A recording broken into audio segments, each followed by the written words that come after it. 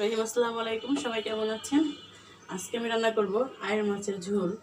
কড়াই তেল দিয়ে দিয়েছি, এখন আমি দিয়ে দেবো পেঁয়াজ, এখন দিয়ে দেবো একটা টমেটো কুচি, দেবো 1 চামচ রসুন বাটা, 1 চামচ আদা বাটা, 4 চামচের 1 চামচ করে দিয়ে দিলাম। দেবো জিরা বাটা, দিব আমি এই সরিষা বাটা 4 চামচে 2 চামচ সরিষা দিয়ে দেবো, পরিমাণ মতো লবণ। সরিষাটা ভালো করে কষিয়ে নিলাম। আমি এখন দিয়ে দিব হলুদ, দিয়ে দেবো 1 চামচ ধনিয়া গুঁড়া। সর্বশেষে আমি এটা শুকনো মরিচ বেটে ইউজ করেছি, পাটাতে বেটে নিয়েছি। এটা সরিষাটা পাটায় বেটে নিয়েছি। আমি এখন একটু কষানোর জন্য একটু পানি দিয়ে দিব।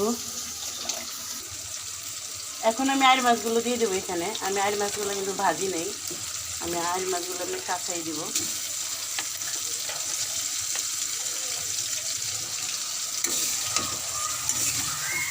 দেখেন আমার কালারটা কত সুন্দর হয়ে গেছে। তরকারি থেকে খেয়েছেন আয়ের সরিষা, খেয়ে দেখবেন।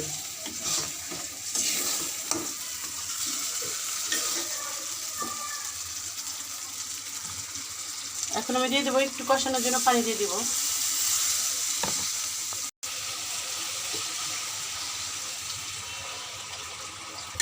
আমি এটা ঝোল দিয়ে দিলাম। হয়ে গেছে আমার আয়ের সরিষার ঝোল। আমি একটু জিরা গুঁড়ো উপরটা দিয়ে দিব।